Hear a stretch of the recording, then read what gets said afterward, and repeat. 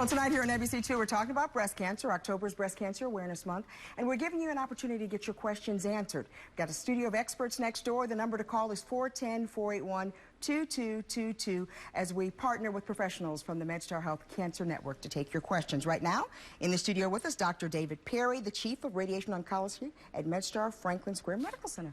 Kelly, thank you for having me. Thank you very much for joining us. Doctor, let's talk about radiation therapy treatments, how they've evolved. Yeah, so we're very happy to offer this treatment modality to patients at our MedStar network hospitals now called intraoperative radiation therapy. So patients with early stage breast cancer often, instead of a mastectomy, will choose to have breast conserving surgery. So they'll have the tumor removed, and then they'll go on to have about 6 weeks of radiation therapy.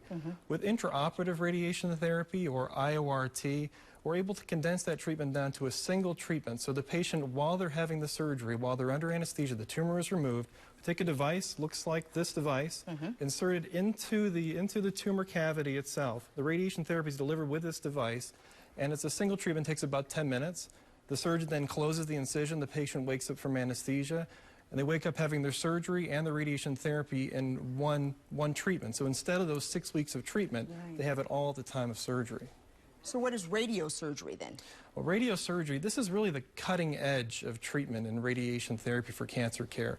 At the MedStar Franklin Square Medical Center, we use what's called the CyberKnife to deliver radiosurgery. Now, there's no actual surgery, there's no cutting, there's no anesthesia. This is a robot that fires hundreds of very tiny beams that all focus in on small targets. So, for example, if you're a patient that has an early stage lung cancer, a small tumor, this robot can deliver a very high dose precisely to that tumor, avoid normal tissue. It can be delivered in 3 to 5 treatments. This is for an early stage lung cancer. The patient may not be able to undergo surgery or may elect not to have surgery.